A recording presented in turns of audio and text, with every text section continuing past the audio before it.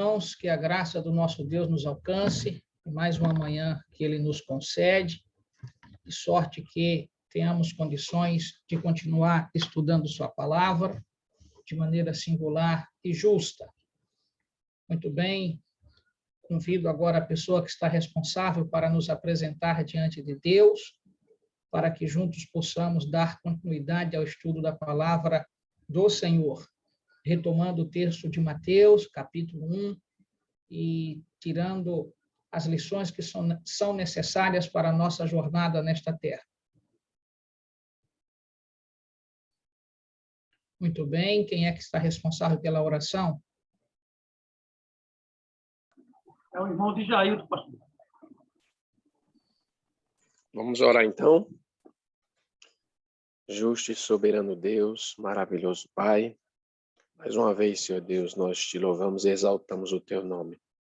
Nesse momento, Senhor Deus, pedimos uma bênção especial para que, nesse momento, nós possamos abrir o coração e a nossa mente para aprendermos a tua palavra.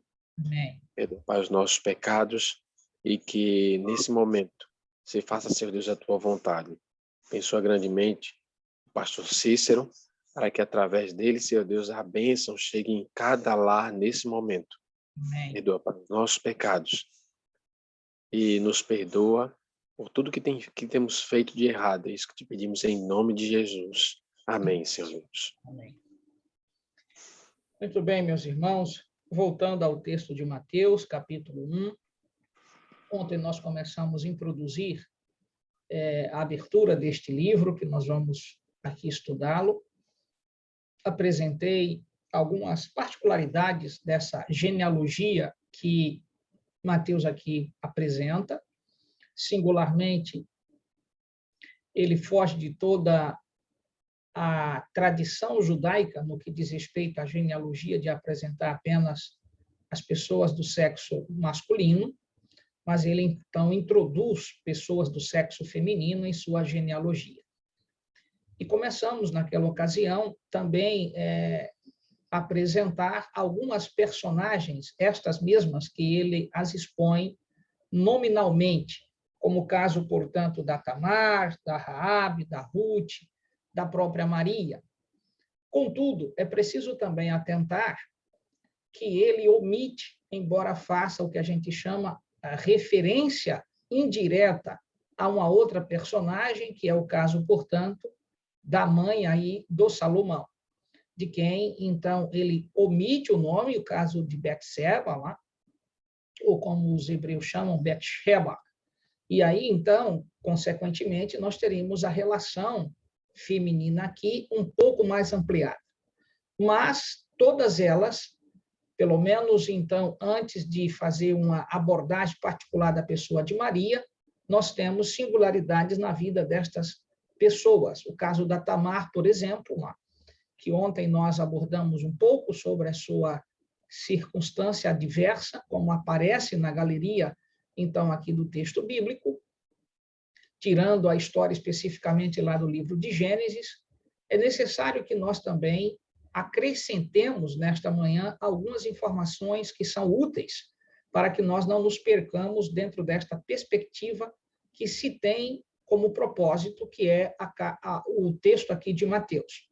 O que precisamos lembrar? Primeiro, qual é a ênfase que Mateus está querendo dar neste evangelho? Deixar claro que o Messias prometido pelos profetas é, de fato, aquele que chegou ao território de Israel. Número 2, atentar, inclusive, que este que chegou ao território de Israel é o ungido, o que está, portanto, na profecia de Daniel. Mas, ao mesmo tempo, entender que a audiência a qual, então, o evangelho está sendo dirigido é uma audiência puramente judaica. Mateus não tinha a intenção de escrever para não-judeu, e ele enfatiza no seu livro, especificamente no Evangelho, duas palavras que são muito comuns, reino e rei. Por isso, a gente precisa lembrar desta conjuntura para poder, então, tirar algumas outras lições. Ontem, a primeira lição tirada, na narrativa que aqui fiz, foi fazê-los lembrar que Deus não faz acepção de pessoas. e essas mulheres aparecem aqui, mesmo que Mateus não tivesse reclamado nenhum nome delas, devemos entender que na genealogia que temos no Antigo Testamento sobre aquela descendência que vai exatamente vir Cristo Jesus, pelo menos da parte humana, no que diz respeito à parte de Maria, não poderia sê-lo sem ter passado por estas, então, personagens aqui.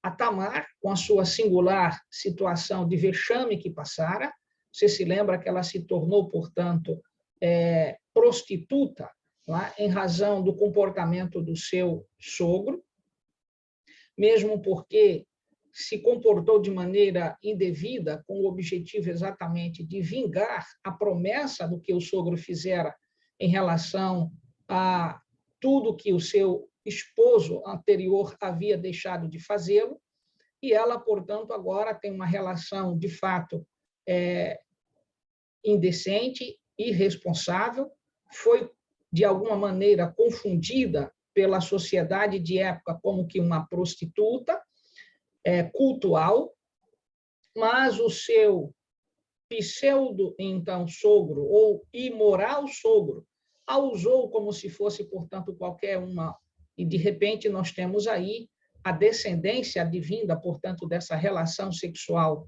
do sogro com ela, 2 meninos, né, gêmeos aí que surgem, que na relação de Mateus, os nomes também aparecem, que aí, se você retomar ao texto do capítulo, portanto, 1, verso 3, o caso de Pérez, aí, e Zera, que então aí são exatamente os filhos, aí, eu diria, advindos, não, desculpe, não Zera, o Pérez, advindo, portanto, dessa relação sexual. Mas quando você volta, venha comigo, para Gênesis, capítulo, portanto, 28, a gente tem a informação que, na verdade, a gravidez foi de gêmeos. Venha comigo, Gênesis capítulo 28, nós temos exatamente, desculpe, 38, não 28, nós temos exatamente aí, lá embaixo, lá, no versículo 29 e 30, nós temos, portanto, os 2 meninos que saíram aí, o Pérez e, então, o Zera. Ou seja, esses 2 reaparecem aqui no texto, que implica dizer, no texto de quê? De Mateus, o que implica dizer que, de fato, esta relação extraconjugal do Judá com a sua, então, observe, nora, lá, gera exatamente esse tipo de situação indevida.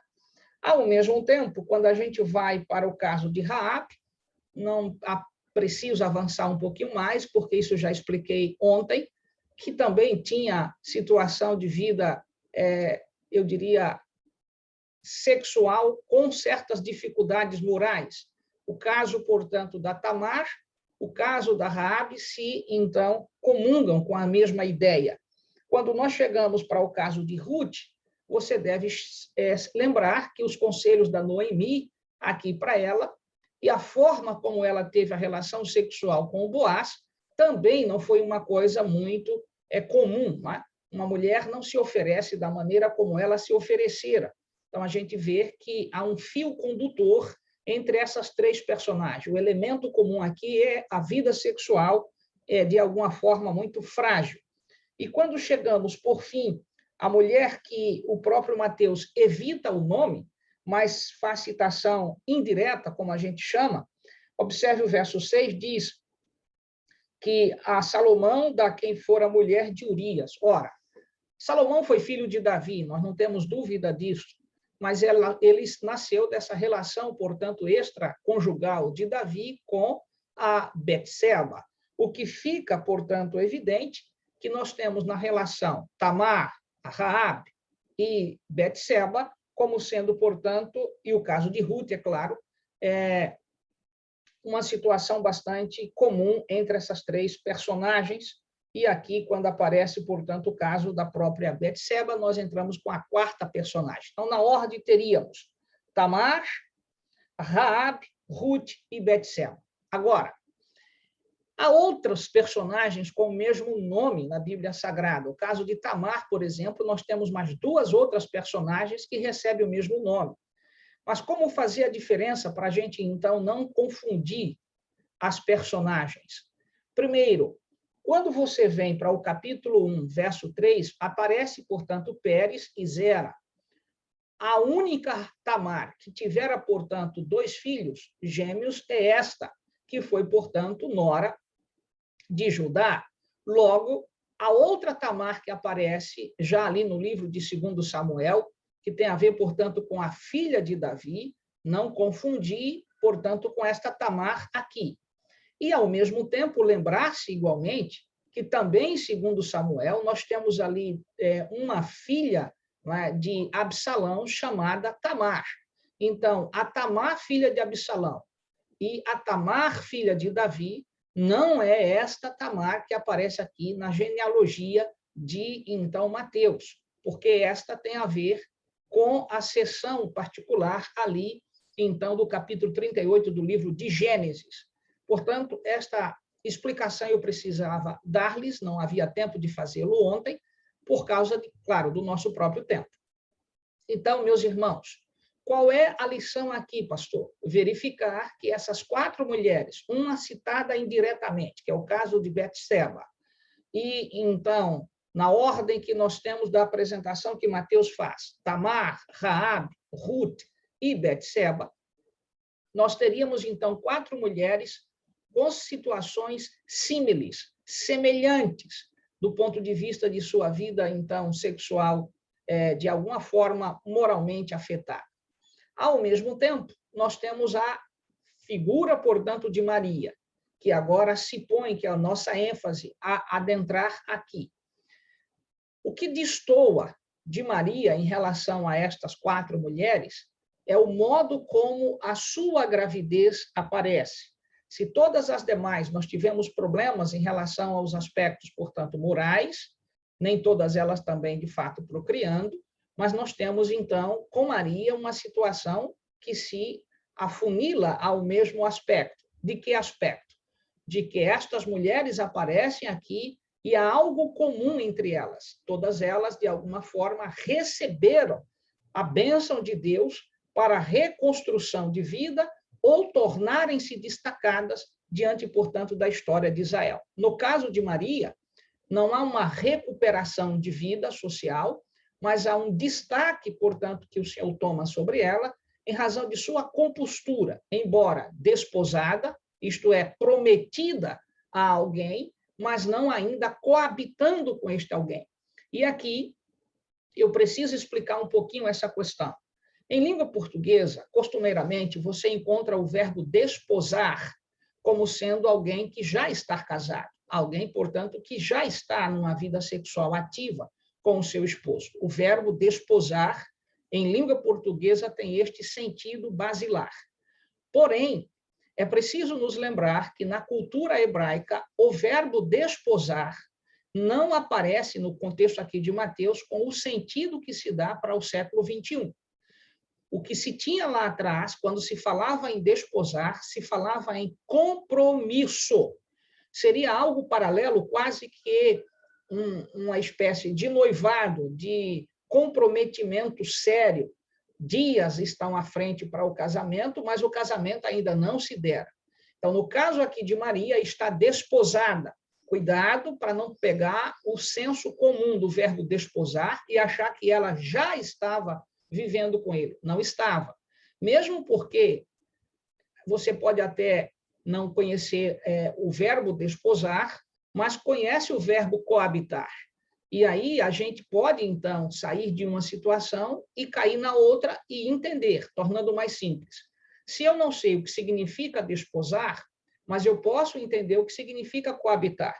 Veja que o próprio verso do capítulo 18 de Mateus, capítulo 1, o versículo 18, melhor. Capítulo 1, versículo 18 de Mateus, apresenta para a gente o seguinte. Vamos resolver isso daqui para ficar mais claro. Ora, o nascimento de Jesus Cristo foi assim, estando Maria, sua mãe, observe, desposada com José. Porém, observa o verso seguinte, sem que tivesse antes coabitado. O que implica dizer desposada, compromissada, mas antes não havia coabitado. E o verbo coabitar não é, portanto, morar, é relação sexual. Isso implica dizer que o que há de comum entre essas mulheres aqui, tomando agora com a chegada de Betseba, que nós então apresentamos, somando com Maria, nós temos 5 mulheres nessa relação aqui apresentada por Mateus.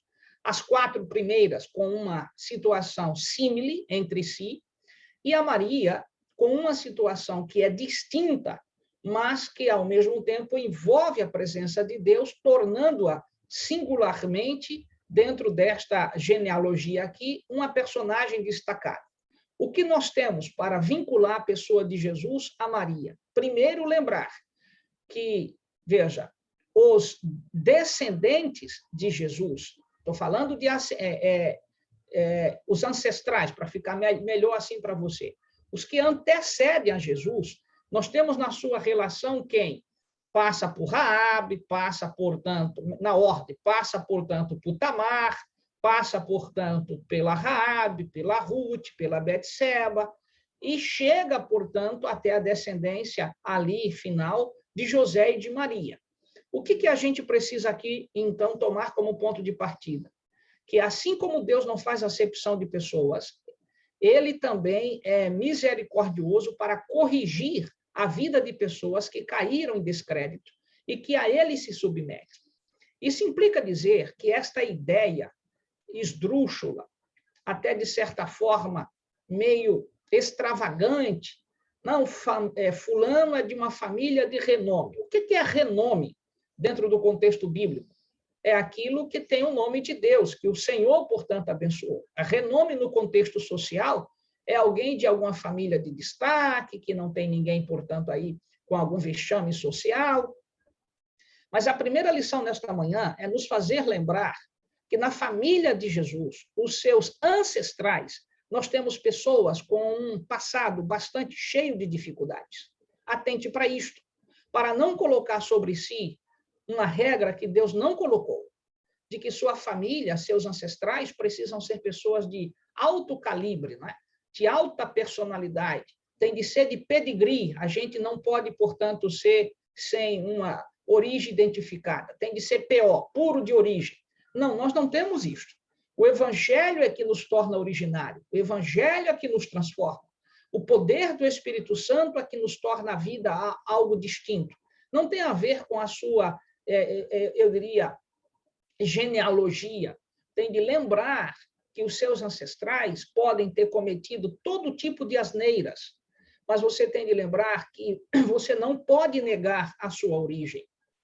Isso nós precisamos atentar, porque do ponto de vista humano, a origem de Jesus, tomando pela genealogia, portanto, de Maria, nós temos de chegar a estas personagens aqui que já vimos, né? Betseba, retornando na ordem, né? Ruth.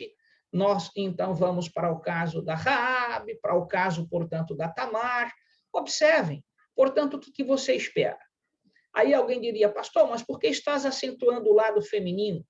Estou acentuando o lado feminino porque é uma novidade, como eu já lhes disse, em genealogia, citar mulher. Mas se você volta para o lado masculino, também não fica, eu diria, esse quadro colorido, é um quadro preto e branco. Observe que quem foi Davi? Quem foi Salomão? Então, observa que você vai ter nesta genealogia personagens com a vida muito desregrada. Então, esta ideia de achar que todos são arrumados, bonitinhos, moralmente, portanto, perfeito, não encontramos isso na raça humana, apesar da ignorância de alguns acharem que tem sangue azul. Não tem. Todos nós, seres humanos, como diz Paulo, né? Somos pecadores. E mesmo diante da família ali, da rainha, portanto, da Inglaterra, nós temos de atentar que, voltando em seus ancestrais, não será, portanto, este quadro bonito que vão ver, mesmo porque todos são pecadores. E basta analisar também os dias atuais, né? Que a situação ali dentro não é isto que a gente, eu diria, deve se preocupar. Origem, nós temos de atentar que a nossa genealogia passa pelas mesmas dificuldades que qualquer ser humano, qualquer, portanto, família. A ideia de que alguém é sangue azul é apenas um conceito social para fazer o que a gente chama acepção de pessoas. Mas no Evangelho, todas essas barreiras são quebradas. Então, a ênfase de Mateus fica evidente que é dizer para os judeus, olha, nós não podemos levantar o nariz e achar que a gente é isso ou aquilo outro, porque olha de onde descenderia, portanto, o rei de Israel. Da parte humana, vê por onde é que ele teria de passar. Então, a gente tem de atentar para estas coisas.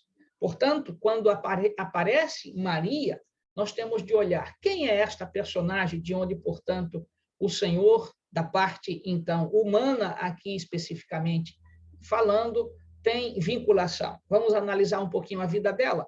Tomem, portanto, alguns textos que são úteis para que nós lembremos desta mulher. Vamos para Lucas, capítulo 1, versículo 26. A ênfase agora é verificar a singular, então, pessoa de Maria, já feita estas abordagens que aqui acabei de fazer. Lucas, capítulo 1, versículo 26, venha comigo, por favor. Observe. No 6º mês, foi o anjo Gabriel enviado da parte de Deus para uma cidade da Galileia chamada Nazaré. Então, o que é que podemos aqui tirar de informação? Que Maria residia, portanto, em Nazaré. Lembram, portanto, quando se perguntou para Natanael, né? E aí o Filipe entra na ordem aí e ele diz, como é que pode vir alguma coisa boa de Nazaré? Lembram da questão? Porque Nazaré era uma vilazinha inexpressível, muito precária. Mas o que é que temos aqui de informação? Primeiro, que sabemos que Maria residia, portanto, em Nazaré. Esse é um ponto. Quem foi visitá-la? Observe o versículo 27, diz, e uma virgem desposada com certo homem. Percebe?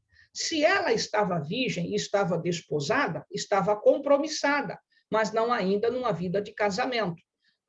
Com certo homem da casa de Davi. Opa! Então, a genealogia aqui, ela é enfática em relação a de que, de fato, José e Maria pertenciam, portanto, à descendência davínica na genealogia, como eu já falar aqui. Não que estavam tão próximos, eles estão, portanto, aqui, os seus ancestrais vêm desta relação. E aí você tem que lembrar, portanto, José e Maria passaram por esses seus ancestrais as personagens que nós vimos aqui atrás. Lembram delas? Muito bem, Tamar, Raabe, Ruth, Betseba. Então, na genealogia da vida destes dois personagens aqui, Lucas deixa evidente de que esta virgem estava, portanto, desposada com certo homem da casa de Davi. Observando que, então, o descendente que viria desta família, o descendente, não o ascendente, o descendente, que seria, portanto, o caso de Jesus, conforme a promessa lá de Gênesis, capítulo 3, verso 15, teria de vir de alguém que fosse, portanto, da descendência da tribo de Judá, da descendência de Davi, para que se cumprisse a profecia. E aí o versículo, portanto, 27 é enfático ao falar sobre isto. Eu estou em Lucas, capítulo 1, versículo 27, cujo nome era José. Então, nós temos o nome da mulher, Maria, nós temos o nome, portanto, do futuro esposo, que é José, e nós temos, então, agora que ela está numa situação, portanto, sexual, de não invasão ainda. Ela permanece virgem. Até que, então, o anjo diz assim no versículo 28, e entrando o anjo aonde ela estava, disse, alegra-te, muito favorecida, o Senhor é contigo. Então, o que temos aqui em particular? Que há vinculação, portanto, de Maria e José, residentes ali em Nazaré, e que eram, de fato, da descendência ali da a família, portanto, de Davi. Genealogicamente, os dois estão dentro da galeria, então, aqui de Mateus, capítulo 1, razão pela qual a gente volta a Mateus para exteriorizar uma outra verdade. Venha comigo para o capítulo 1, versículo agora 15 e 16 de Mateus. É dito, Eliúde gerou a Eleazar, Eleazar a Matã, Matã a Jacó, e Jacó gerou a José, marido de Maria. Cuidado para não atentar aqui a forma sintética, como, portanto, Mateus aqui põe, achar que, de fato, José é filho de Jacó. Ele está falando aqui de genealogia, da descendência. José descende, portanto, de Jacó. Jacó, qual é a tribo? Judá. Lembram disto? Portanto, o que é que nós temos? Que Maria também pertence à mesma tribo. É isto que nós precisamos atentar.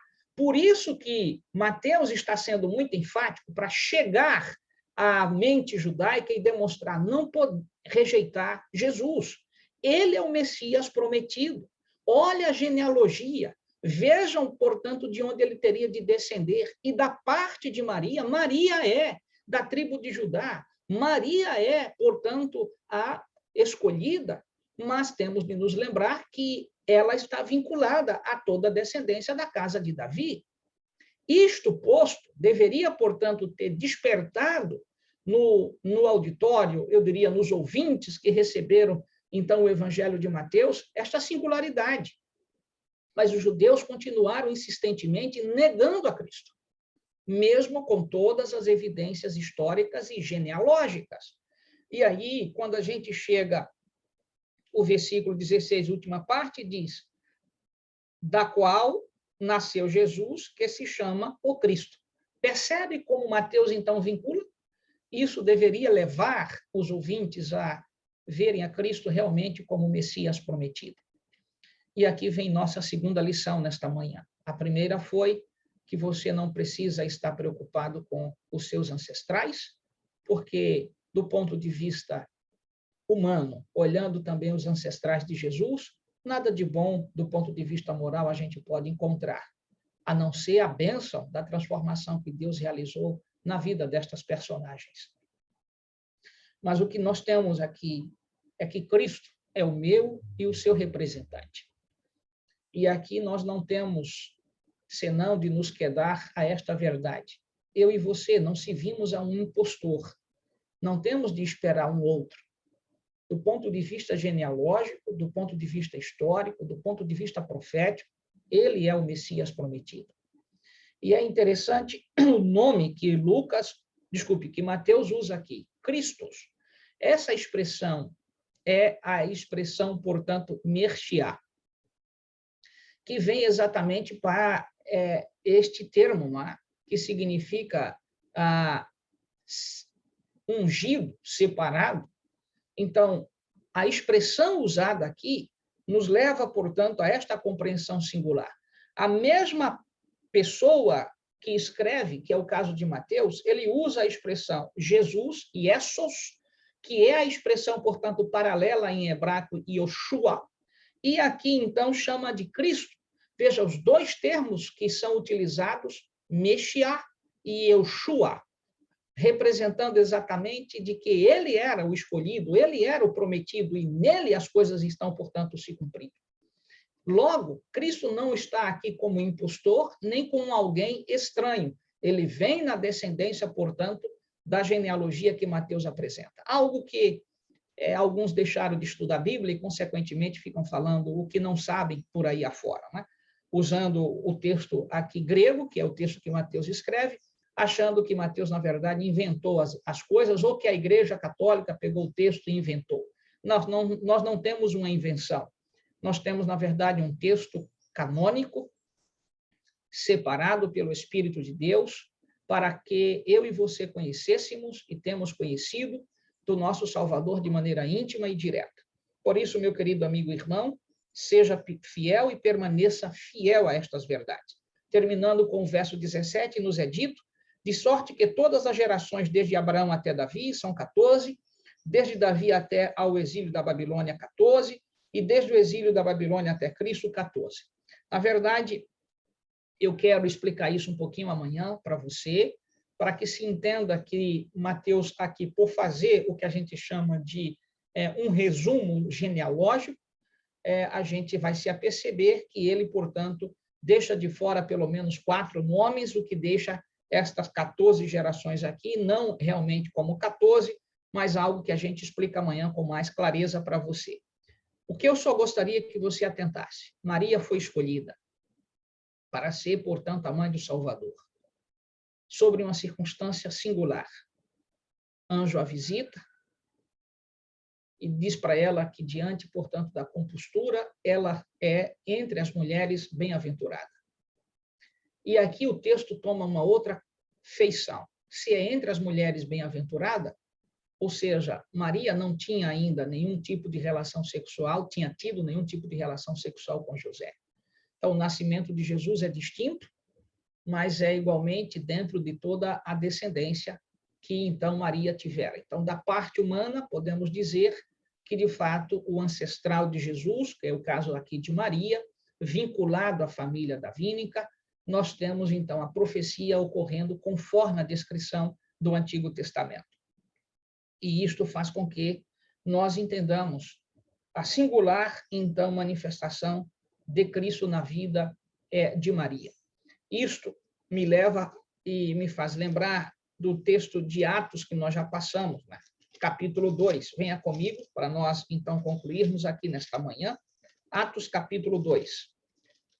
Pegue especificamente o versículo 30, se eu não estou aqui enganado do verso.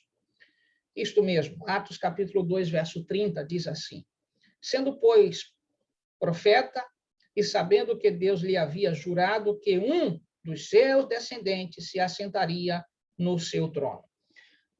Quem era este um dos seus descendentes? Cristo, não é? Cristo é o descendente aqui prometido, e, claro, para que ele pudesse ser este prometido, você deve lembrar que este, então, singular sermão aqui realizado por Pedro passa exatamente pela genealogia, e aí vincula a Cristo como sendo descendência, portanto, de Davi. O que ocorre por via de Maria. Esta é a vinculação que eu gostaria que você atentasse. Mesma coisa ele apresenta, Lucas apresenta aqui em Atos capítulo 3, verso 23. E, por fim, qual é a terceira lição nesta manhã, pastor? Primeiro, não esquecer que nós não estamos servindo a um impostor. Não temos de esperar um outro Salvador.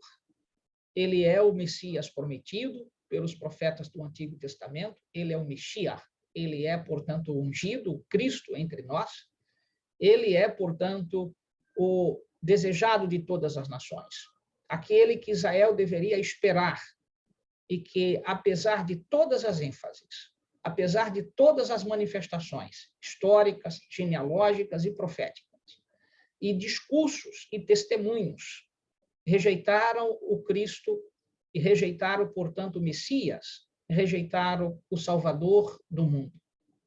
E nós não podemos, diante das teorias que têm surgido, inclusive em nosso meio, e para fora do nosso meio, colocar qualquer dúvida acerca de quem nós estamos servindo. Jesus é o meu e o seu Salvador. Permaneça fiel à verdade que você abraçou. Permaneçamos fiéis, porque ele virá não mais como o filho de Maria, mas como Rei dos Reis e Senhor dos Senhores. E eu e você devemos estar preparados para recebê-lo. Que o Senhor, nosso Deus, continue fazendo em nossa mente sempre morada. Que o nosso Senhor, amigo, Espírito Santo, faça o mesmo, para que nós não esqueçamos de que todas as profecias se cumpriram na pessoa de Jesus, como então haviam sido ensinadas no Antigo Testamento. De sorte, meu querido amigo e irmão, que tenha mais intimidade com os céus, tenha mais comunhão com Jesus, para que ninguém desvie o seu olhar da verdade e, portanto, que chegou a Israel, embora, como diz João, capítulo 1, verso 14, que ele veio para os seus e os seus não o receberam, não o aceitaram. A luz veio ao mundo, mas os homens amaram mais as trevas. Mas não foi o que aconteceu comigo e com você. O nosso amigo Espírito Santo nos convenceu de aceitar Jesus. E já estamos, portanto, com esta amizade e relacionamento há muitos anos, alguns há décadas. Seja fiel, meu irmão, porque certamente, assim como ele nos chamou no seio de sua graça para aceitar as suas verdades, ele também nos levará para morar naquele lugar que ele prepara para os salvos. Seja você, portanto, parte desta dádiva que o Senhor derramará nesta terra. É o meu desejo, igualmente também a minha prece. Vamos orar. Querido Deus e amado Pai, que a tua mão repouse sobre nós, que teu Espírito nos capacite, que possamos viver de maneira justa e fiel. Eu te suplico essas bênçãos nesse dia solene, o teu santo sábado, dia de louvor, de adoração, de comunhão. Dia, Senhor, de auxiliar os nossos semelhantes, mas igualmente um dia que nós reservamos por causa de tua ordem, exclusivamente para a tua adoração. Sê conosco e nos dê a bênção de sermos úteis na tua igreja. Suplicamos-te no santo e poderoso nome de Jesus. Amém.